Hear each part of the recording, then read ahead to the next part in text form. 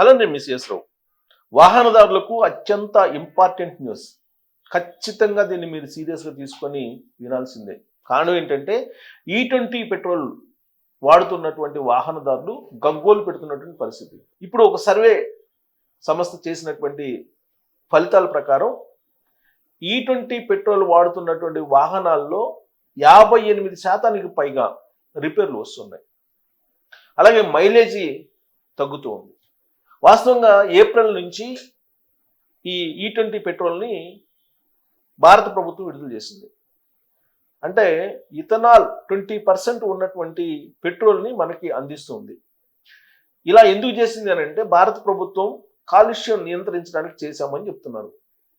దాంతోపాటు పెట్రోలియం దిగుమతులను తగ్గించడానికి ఇథనాల్ని వాడుతున్నామని చెప్తున్నారు. కానీ కొన్ని లక్షల రూపాయల విలువ చేసేటువంటి కార్లు, మోటార్ బైక్స్ ఇవన్నీ ఆ పెట్రోల్ కారణంగా దెబ్బతింటున్నాయి, రిపేర్లు వస్తున్నాయి, మైలేజ్ దారుణంగా పడిపోయింది అని చెప్పి సర్వేలో చెప్తూ ఉన్నారు.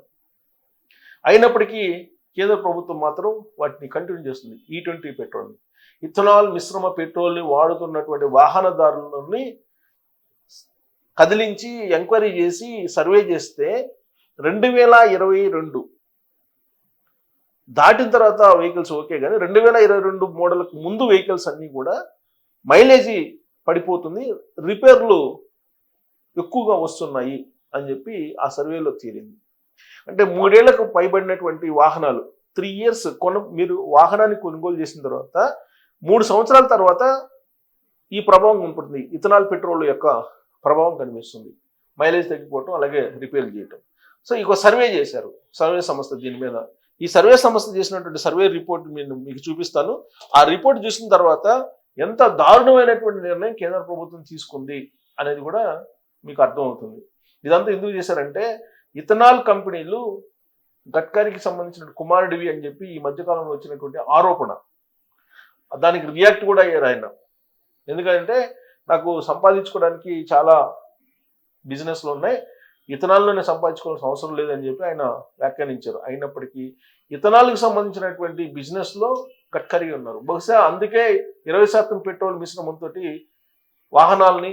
వాహనదారులని ఇబ్బంది పెడుతున్నారా అనేటువంటి ఆరోపణలు కూడా ఆయన మీద ఉన్నాయి. సరే, ఎనీహౌ సర్వే ఏం చెప్తుంది అనేది చూద్దాం. ఫస్ట్ ఇక్కడ చూడండి, సర్వే ఫలితం ఇది.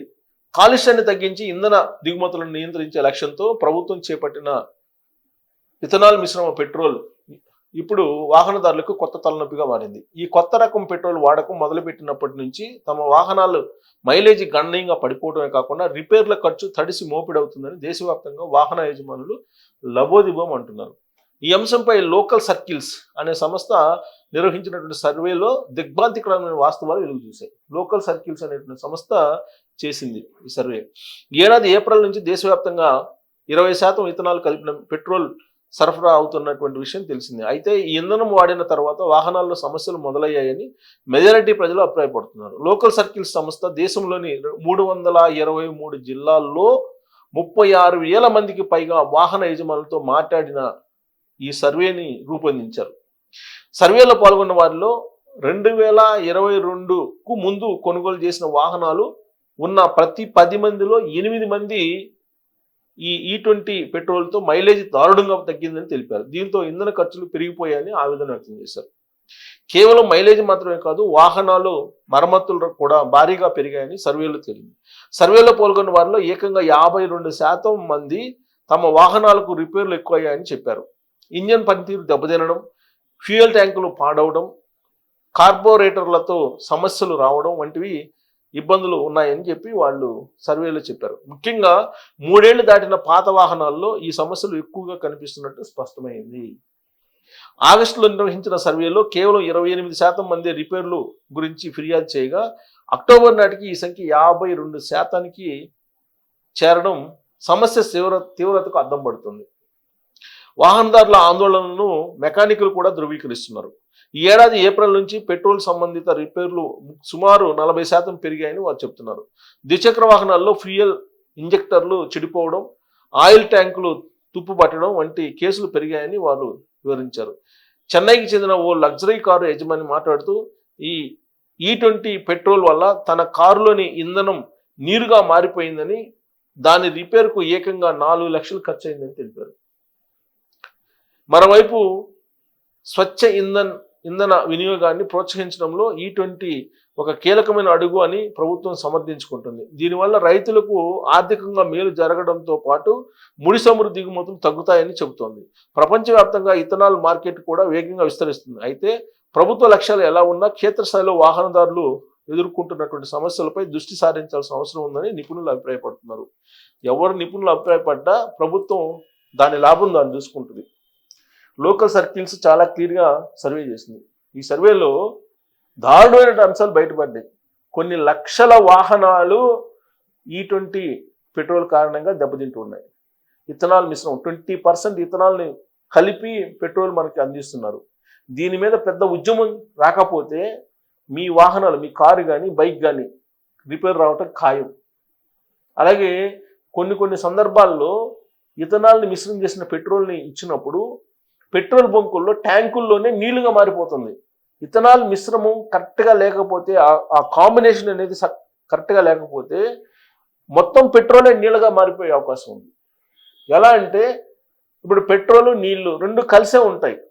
ఇథనాల్ మిశ్రమం నీళ్ళలాగా మార్చేస్తుంది పెట్రోల్ని. పెట్రోల్లో ఉండేటువంటి నీటి శాతాన్ని పైకి తీసుకొస్తుంది. ఆ నీటినే వెహికల్స్లో నింపుతారు. దీంతో వెహికల్స్ చెడిపోతాయి. ఇదంతా కూడా చాలా ప్రమాదకరమైనటువంటి అంశం, చాలా తీవ్రమైనటువంటి అంశం. ఎందుకంటే దేశంలో ఉన్నటువంటి లక్షలాది వాహనాలు ప్రతిరోజు కొన్ని లక్షల లీటర్ల పెట్రోలు పోయించుకుంటారు. ఆ పెట్రోల్లో ఇథనాల్ ఎంత ఉందనేది 20% ఉందని చెప్పి చెబుతున్నారు. ఎంత ఉందో తెలియదు. ఆ మిశ్రమం ఒక్కొక్కరు ఒక్కో రకంగా కలుపుతున్నారు. సో కాబట్టి ఇథనాల్ కలిపేటువంటి పర్సంటేజ్లో తేడా వచ్చినా, లేదంటే ఇథనాల్ నిల్వ చేస్తారు కదా ట్యాంకుల్లో, ఆ నిల్వ చేసిన ట్యాంకుల్లో కొంచెం వాటర్ ఏదన్నా కలిసినా అది మొత్తం వాటర్ అయిపోతుందని చెప్పి అంటున్నారు. సో ఇప్పుడు ఉదాహరణ కూడా చెప్పారు. ఒక ఖరీదైనటువంటి వాహనానికి, కారుకి E20 పెట్రోల్ కొట్టిస్తే అది నీళ్లుగా మారింది. నీళ్లుగా మారిన తర్వాత అది రిపేర్ ఇస్తే 4 లక్షల రూపాయలు ఖర్చు అయిందని చెప్పి చెప్తున్నారు. సో ఇలా అనేక మంది బాధితులు ఉన్నారు. ఇప్పుడు సర్వేలో 58% ప్రాబ్లం ఉంది ఇది. కాబట్టి 3 ఏళ్ళు పైబడినటువంటి వాహనాలన్నీ చెడిపోతున్నాయి. మైలేజ్ రావట్లేదు. పైగా మైలేజ్ దారుణంగా పడిపోయింది. ఉదాహరణకు నా కారే తీసుకుంటే అంతకుముందు 16 కిలోమీటర్లు 15 కిలోమీటర్లు వచ్చింది. ఇప్పుడు 12 కిలోమీటర్లు వస్తుంది. నేనే ప్రత్యక్ష ఉదాహరణ. సో కాబట్టి ఇథనాల్ పెట్రోల్ మీద, E20 పెట్రోల్ మీద ఒక ఉద్యమం లాగా రాకపోతే కనుక, ప్రభుత్వం మీద ఒత్తిడి రాకపోతే కనుక డెఫినెట్గా వాళ్ళు దీన్ని కంటిన్యూ చేస్తారు. ఇన్ని సమస్యలు వచ్చినా కానీ, ఇంత తీవ్రమైన సమస్య ఉంది అని చెప్పి చెబుతున్నా కానీ వాళ్ళు ఏమాత్రం ఆలోచించట్లా. కారణం ఇథనాల్ తయారు చేసేది వాళ్ళ ప్రభుత్వంలో ఉన్నటువంటి వాళ్ళే ఇప్పుడు దీన్ని సరఫరా చేస్తున్నారు. అదేమంటే దిగుమతులు తగ్గించడానికి అంటున్నారు, రైతులను ఆదుకోవడానికి అని చెప్తున్నారు, పొల్యూషన్ తగ్గించుకోవడానికి అని చెప్తున్నారు. అలా అని చెప్పేసి ఈ వాహనాల మీద ఎఫెక్టివ్ పడితే కొన్ని లక్షల మంది, కోట్ల మంది ఎఫెక్ట్ అవుతారు కదా E20 పెట్రోల్ మీద. మీకున్నటువంటి అనుభవం ఏంటనేది మీరు ట్రోల్స్ రూపంలో తెలియజేయచ్చు. Thank you.